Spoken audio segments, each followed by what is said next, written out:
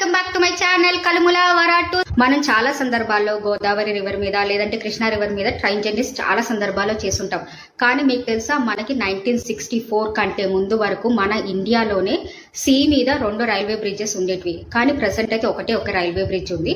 ఆ మిగతా ఇంకో రైల్వే బ్రిడ్జ్ ఏమైంది, ఎందుకు అది మూసేశారు అనేది మనం ప్రెసెంట్ తెలుసు.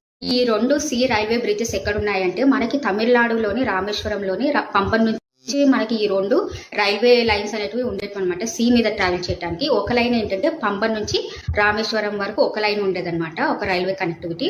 అండ్ ఇంకొక లైన్ ఏంటంటే పంపన్ నుంచి మనకి ధనుష్కోటి వెళ్ళడానికి ఒక లైన్ ఉండేదన్నమాట. కాకపోతే ప్రజెంట్ అయితే మనకి పంపన్ నుంచి ధనుష్కోటి వెళ్ళడానికి రైల్వే కనెక్టివిటీ లేదనమాట.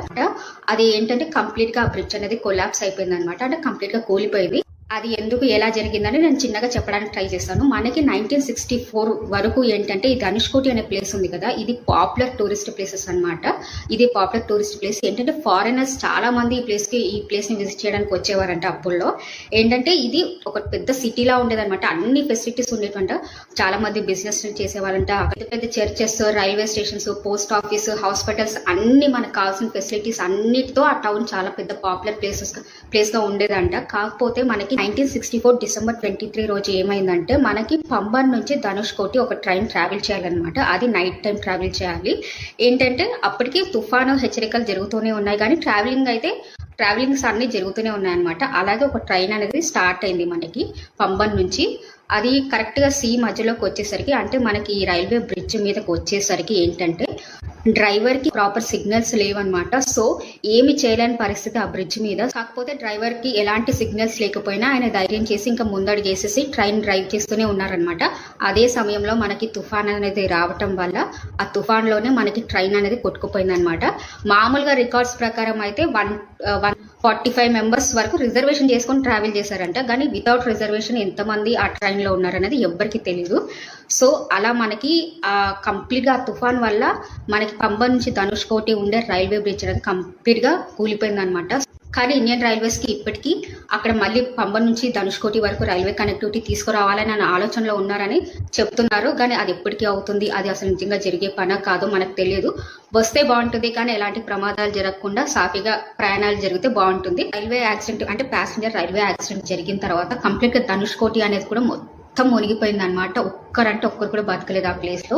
సో ఇది డేంజరస్ ప్లేస్ కాబట్టి కంప్లీట్ గా తమిళనాడు గవర్నమెంట్ ఏం చేసిందంటే ఇక్కడ మనుషులు ఎవరు బతకూడదు, ఈ ప్లేస్ లో ఎవరు స్టే చేయకూడదు అని కంప్లీట్ గా ఆర్డర్ ఇచ్చేసరికి ఇప్పుడు ప్రెసెంట్ అయితే ధనుష్కోటిలో ఎవ్వరు స్టే చేయరు. ఓన్లీ చేపలు పట్టే వాళ్ళు ఉంటారు కదా, వాళ్ళు మాత్రం చేపలు పట్టడానికి వెళ్తారు. అది కూడా మార్నింగ్ టైమే. ఈవినింగ్ టైం ఎవ్వరు అక్కడ స్టే చేయరనమాట. అందుకే ఆ ప్లేస్ ని మనకి గోస్ట్ టౌన్ అని పేరు వచ్చిందనమాట. ధనుష్కోటి అంటే ఇప్పుడు ఎవరైనా ధనుష్కోటి అనగానే గోస్ట్ టౌన్ అంటారు. అంత బ్యూటిఫుల్ ప్లేస్ అయిన ధనుష్కోటికి గోస్ట్ టౌన్ అనే పేరు రావటం అనేది చాలా బాధపడాల్సిన విషయం. కాకపోతే మనం ఏం చేయలేము. చాలా మందికి అక్కడ నమ్మకం ఏంటంటే ఈవినింగ్ టైం తిరిగితే ఆత్మలు కనబడతాయని నమ్ముతారంట. అంటే ఎవరి నమ్మకం వాళ్ళది కదా, మనం ఏం చేయలేము. అంటే అంతమంది చనిపోయేసరికి అందుకే దానికి గోస్ట్ టౌన్ అనే పేరు పెట్టారనమాట. సో మీరు రామేశ్వరం వెళ్తే కనుక డెఫినెట్ గా ధనుష్కోటి మాత్రం మిస్ అవ్వకండి. చాలా బ్యూటిఫుల్ ప్లేస్ అనమాట. ఇది ఏంటంటే తుఫాన్ వచ్చినా కానీ ఇప్పటికీ మనకి అప్పట్లో ఉన్న పోలీస్ స్టేషన్ గోడలు అలాగే ఉన్నాయి, చర్చ్ గోడలు అలాగే ఉన్నాయి, అండ్ పోస్ట్ ఆఫీస్వి అన్ని ఇంకా శిథిలాలు అలాగే ఉన్నాయన్నమాట. ఆ గోడలు మాత్రం అలాగే ఉండిపోయినాయి. ఆ రాళ్ళని అలా వదిలేశారనమాట గవర్నమెంట్ వాళ్ళు. సో అవైతే మీరు డెఫినెట్ గా చూస్తారు. 2023లో వెళ్ళాను. కుదిరితే ఆ ఫొటోస్ నేను పోస్ట్ చేయడానికి ట్రై చేస్తాను. మీరు నిజంగా ఆ జర్నీని ఎంజాయ్ చేస్తారు. ఏంటంటే ఒక పక్కన మనకి ఇండియన్ ఓషన్, ఇంకో పక్కన మనకి బే ఆఫ్ బెంగాల్ అనేది ఉంటుంది అనమాట. ఆ రోడ్ జర్నీ సూపర్ గా ఉంటుంది. సో డెఫినెట్ గా ట్రై చేయండి. ధనుష్కోటి అనేది బ్యూటిఫుల్ ప్లేస్ అనమాట. మీరు వెళ్తే రోడ్ జర్నీ అయితే సూపర్ గా ఎంజాయ్ చేస్తారు. చెప్పాను కదా, 2 సీస్ మధ్యలో మీరు రోడ్ జర్నీ సూపర్ గా ఉంటుంది.